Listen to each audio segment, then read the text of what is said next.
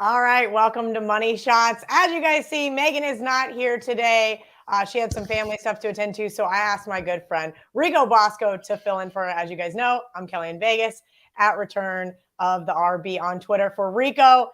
And no, Victor, this show is not boring. I love the comments. They distract me the entire time. So if I can lose my train of thought, that is where I'm at. I'm reading what these jerks have to say, and they love to shout out our great producer, Jack. So thank you, Rico, for hanging out. I know you had a crazy travel schedule this week with everything that happened in Michigan. You want to talk about it? You want to get it off your chest? Yeah, just not good, not good. We found out at like 1 o'clock in the morning. Tried to make the best of it, see some basketball. Next thing I know, I'm at Little Caesars Arena enjoying the Magic Pistons.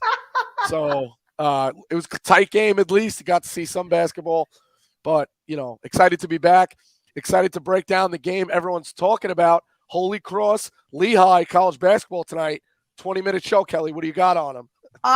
Listen, we all know I follow the Big 10, the Big 12, a little bit of SEC and a little bit of ACC for college basketball. I keep my college basketball so limited because I cannot name a fucking player on either one of those teams. And you knew that. You set me up for failure.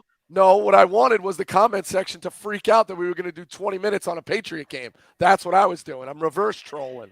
I love it. The Patriot League. The only time I care about them is when one of them somehow makes the tournament, and I'm scrambling on KenPom to try to find out anything I can and see if they can pull off some Cinderella type upset. Other than that, obviously, we got the national championship game tonight. Megan told you guys on Friday she's all over Alabama. She doesn't want to bet against Nick Saban. We all know that I was on Alabama last go around. I said 6.5 points. Are you guys out of your mind with Nick Saban? Alabama absolutely dominated. Rico, I'm going to get your opinion. You and I are going to go a little bit back and forth here. Don't forget, Barstool Sportsbook, Big Cat's game of the year. He has Georgia -2.5 plus 115. So if you have a Barstool Sportsbook account and you like that side, you got to take the plus money there. Makes more sense than trying to bet the money line. Plus, you're getting the other half a point. If you don't like the other side, there's plenty of threes out there right now on the Barstool Sportsbook. The current total is 53. Rico, what are you doing tonight? Well, I think like the rest of the world, I'm on Alabama, but more so, I respect your opinion. And when I heard you were on Georgia after being on Alabama, I'm confused what's changed. Like we saw, I get it. Georgia, maybe, if you want to sell me on, had a little bit less to play for. They were in regardless. Once the game, they give up that lead. Like, I get it. But what's changed that you're seeing now you're in the Georgia corner instead of Alabama? So the last game went over as well, right? And everybody can't wait to bet the over tonight. I haven't bet the under, but this is what I try to remind people. This is a 1-game sample size. Also, we saw JT Daniels last time. I'm sorry, I was at the Orange Bowl. Stinson Barrett is the real deal. I remember looking when I was trying to figure out what I was going to bet on that game. I remember going, who is this kid and what is Kirby Smart doing? Like, this is December and everybody's like, yeah, he's the future. I was with Michigan fans at the game and I'm going, I guess we'll see. Boy, did I see. I was actually surprised. His performance in the Orange Bowl was pretty extraordinary. I know everybody kind of hyped up Michigan. Michigan kind of was that square underdog in the game. I was on the over, that missed field goal, that turnover in the end zone. Those kind of things are going to happen, and it sucks. I didn't get to cash a ticket, but I saw what the Dogs are capable of here. I think the 1-game sample size of the SEC championship game has been a little overblown, right? We knew Georgia was a 6.5-point favorite in that one. I do think Georgia was given a little too much credit. As you mentioned, maybe they didn't have to play. Yes, they came to play. It is Kirby Smart. It is Nick Saban. They worked together years and years and years. That is my one caveat here. Got a little hang up in the back of my brain going, Kelly, do not unload in Georgia, because I'm getting not only 4 points better on the number, I'm getting 3 points better on the total based on a 1-game sample size. And so I'm going, can Kirby beat his old boss? And that is the one big question mark I have tonight. And that is where it is really keeping me responsibly betting on this one instead of saying Georgia's going to beat the crap out of Alabama. I think this is going to be a low-scoring, hard-fought game. As you remember, the Bulldogs were able to move the ball against Bama, right? We saw they had 30 first downs. The problem is they turned the ball over way too many times. And, of course, I know what you're going to say. Saban as the underdog. Let's hear it. Well, yeah, I mean, that's That's the storyline, right? But like, I get it. So nobody can do anything until they do it. And I was firmly on that with Ryan Day and Jim Harbaugh. He'll never beat Ohio State. Can't do it. Can't do it. Beat the shit out of them. So I respect the people who have the guts to be in front of that train where everyone keeps saying he'll never beat Saban. He'll never beat Saban. If you think it's going to happen, you're in a great spot, like you said, right now to be laying, depending on where you get it, less than a field goal or whatever. But yeah, I think that's the way the public's going, and I can die with, hey, guess what? Kirby Smart finally got in front of him, finally beat him. But I mean, Satan as a dog, like, what do we, like, I get it. I know I might be falling for the trap. They look really great. The offense is clicking. I just think when it comes down to it, Saban, he delivers on this stage, 7-2 in championship games. Like, I gotta go with them with a plus number in front of them. I have to. And that's where I was last time around. I said there is no reason why they should be underdogs here. Alabama 5-1 against the spread in their last 6 as an underdog, which they also won outright. So I can see why everybody really likes Alabama tonight. Also, prior to the last national championship game where we saw these two fire off, Alabama has now won 7 straight. So look, I'm going to bank on Kirby getting over this hump, beating this narrative, because again, I feel like I'm getting a ton of value here. I know everybody really liked Georgia last time. Why? Because Georgia was absolutely rolling. We're going to see. This is going to be a really fun one because like I said, Stinson Barrett absolutely just showed me everything I needed to see in that Orange Bowl this year, throwing 10 touchdown passes. And obviously 3 of them came against Alabama in that SEC championship game. Obviously, Alabama got out to a hot start, and Georgia cannot allow that to happen. And what I was able to see from this Georgia team throughout the year is that defense stepping up early. I got to see them on 3 separate occasions. The Florida game, most notably, looked like it was going to be a low-scoring first half, and boom, they capitalized off those early turnovers. No disrespect to Bryce Young. I think he's still going to have a terrific game. I do like his passing yards under. I think that they're just a little juiced. Just a little over at the Barstool Sportsbook, 309.5. So I'm putting together a parlay plus, but I want to hear what you think about that one first. Yeah, I had another question, but it's good you touched on Bryce Young. So I'm on his over passing yards because I think either way you can win. If it turns into Bama's got to score a lot of points or Bama's clicking, he's going to be slinging it all over the field, right? But if they're down and you think the way that the Georgia's going to win, they can't run the ball. What can't you do against Georgia? Can't run the ball. He's going to be down a little bit. He's going to be thrown either way. I don't see how that goes under. Like, I think I'm in a good spot for him to get that. There's a lot of outs, as they say in cards, for me to get Bryce Young's passing yards. I know, and I looked at it because, one of the cool things about the Barstool Sportsbook and putting together these parlay pluses is you can move the stool, right? You can move it to Georgia money line. You can move the total. You can do everything. What I thought here was that we were getting about 6 yards too many for Bryce Young. And I know that is slim pickings, low margins, but we're all looking for some action on this game. And as I mentioned, I don't trust Kirby Smart enough to completely just unload on this. So I'm going to take the Bryce Young under. And then, of course, you got to pick an anytime touchdown score. You have to add it if you're going to do one of these parlay pluses. And so I went with the easy one. I took Bowers score anytime touchdown. I do think that he is going to be able to get some separation there against these Alabama defensive backs. We've seen him be able to do it all season long. And I was like, you know what? I just got to add just a little bit of something to spice this parlay up. It is plus 750 over at the Barstool Sportsbook. I will be tweeting that out after the show. Rico, did you put together a parlay plus? Anything else you like in this game? I haven't put it all together yet. I love both tight ends for Alabama. They're overs Billingsley and Latu over 17.5 yards. Minimal juice, minus 112 for Billingsley, minus 110 for Latu. I think you can get those like dump downs, or if they're covering the outsides, like it's a check down. I like my shot with tight ends, maybe around the goal line, pick up 9-10 yards, whatever. I like that. I'm obviously on Bryce Young's passing yards. There's a couple of crapshoots as far as like first touchdowns. Like you mentioned, a hot start with Alabama. Bolden 11-1, Billingsley 20-1, and Latu 22-1. So, and you talked about anytime touchdown. So give me your opinion on this. Robinson had that hot October, kind of cooled off in November. I don't think he scored in 4 games. And I know you can't run on Georgia, but goal line, like, he's a senior. Maybe it's a subconscious. Are we giving it to this kid down by the You would goal think line? so. You would think so. You're right, though, because the problem is, in what we see between good defensive coordinators and mediocre ones, is they start to figure out how to shut down your best player. And this is what I'm actually banking on Georgia to be able to do. We know you can't run against Georgia, or so they say, but that kind of flips the narrative. If you guys like to watch what I do, I like to buck some of these trends. I like to fade some of these narratives, if you will. And that narrative is that Robinson's not going to be able to run on this Georgia defense. I don't hate that one, because you're absolutely right. There was a point in time where they kind of were able to shut him down.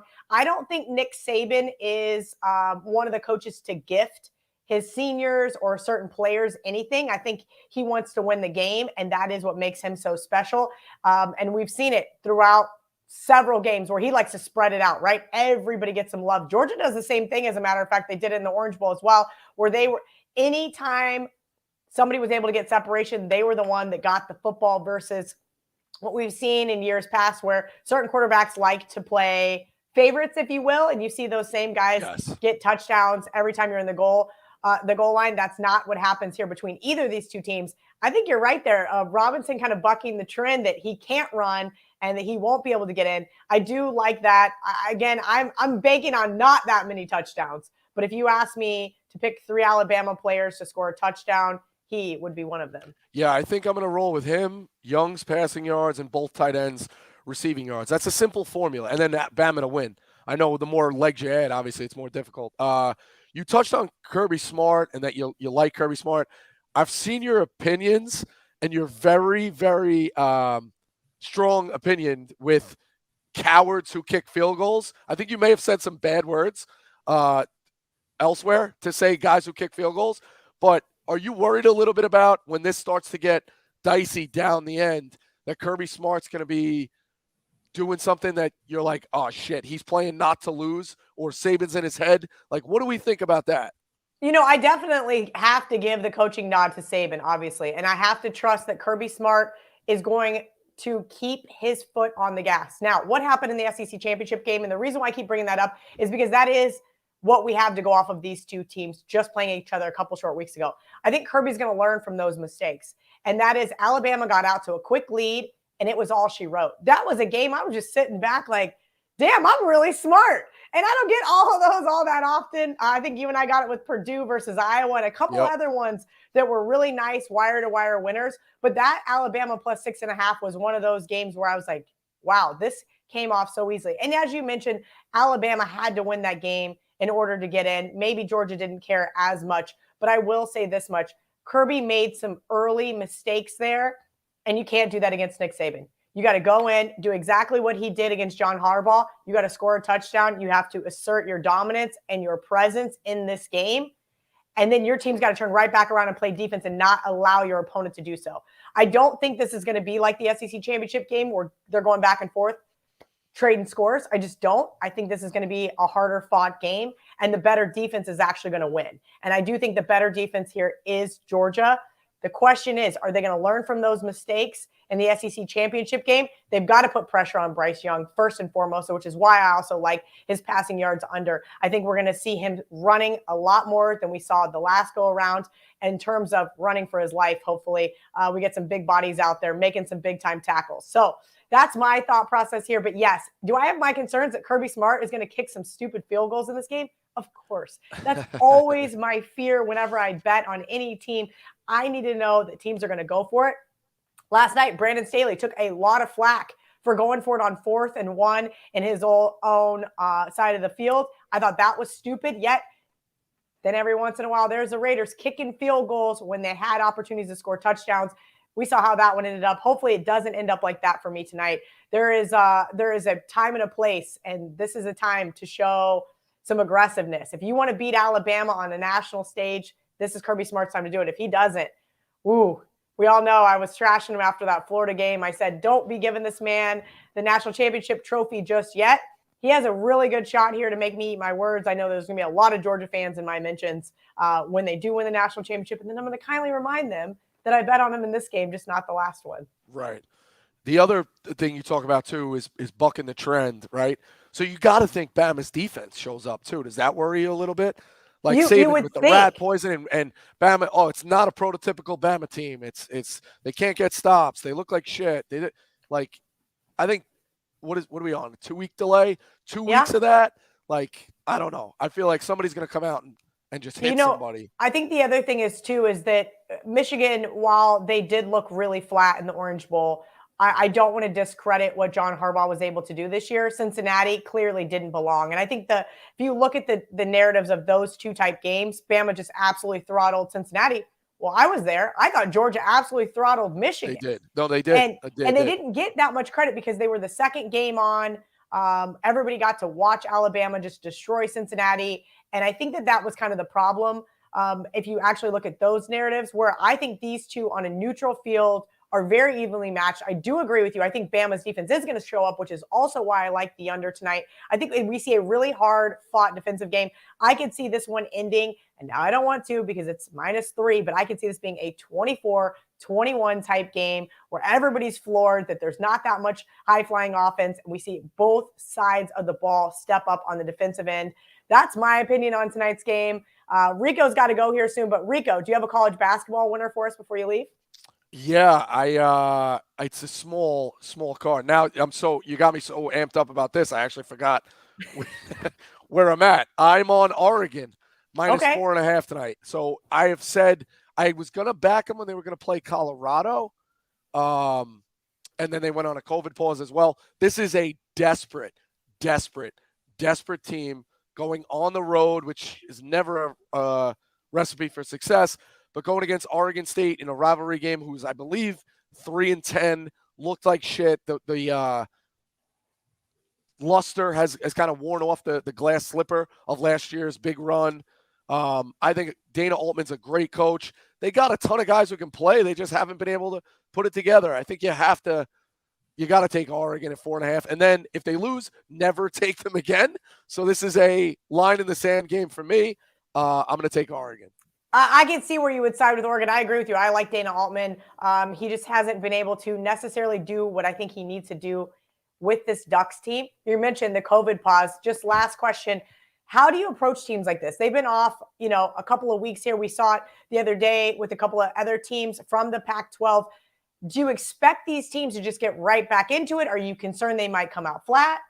I think coaching, Matt, we've seen some teams lay an egg. We've seen some teams like UConn's really good the other day. They were on a little bit of a break.